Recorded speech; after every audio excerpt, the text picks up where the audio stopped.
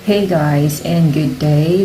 I know that majority of the Filipinos knows the incident about doon sa road rage. So, I wanted to remind everyone, most especially yung mga tao na merong mga cars or motorcycles or drivers, public or private, please, magkaroon po kayo ng maraming pasensya. Baunin niyo po yung lahat ng pasensya niyo as much as possible.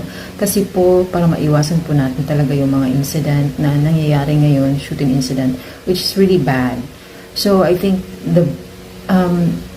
yung best solution talaga is magkaroon kayo ng mga pasensyang lahat. Kung hindi niyo kaya po ang magpasensya, huwag na lang po muna kayo mag-drive. Kasi po napaka-sad po na nangyayari. Ang dami pong nadadamay na tao. Ganun po, please be careful and be responsible as a driver, as a vehicle owner, public or private man kayo, para po maiwasan natin yung mga ganun na incident.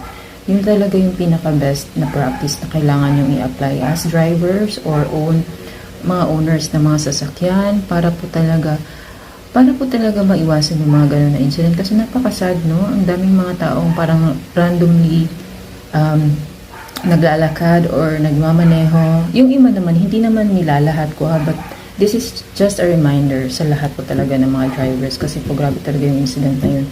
I was like, what? This is really happening right now? Yun talaga yung nangyayari ngayon sa kalsada. So, be careful lang po tayo. Tapos, wag po tayong magpadala sa emosyon or sa galit. Alam nyo, ano yung pinaka-best na na-learn ko? Hindi po ako driver, wala po akong sasakyan. So, ang aking suggestion talaga is, kung intense na yung emotion mo at the moment, please take a pause. Yun talaga yung gagawin mo. Kasi the more ka mag-react, tapos nasa situation ka or nasa emotion ka, na galit ka, or overwhelmed ka masyado sa situation, take a pause. Tapos, ilabas mo yung inhale and exhale. Para maglabas mo yung negativity na nasa mind mo or nasa puso mo or nasa utak mo, whatever. Basta, ilabas mo yun para hindi magkaroon ng malaking issue or malaking, hindi natin inaakala, which is nangyari nga dito. So, this video is about reminder for everyone.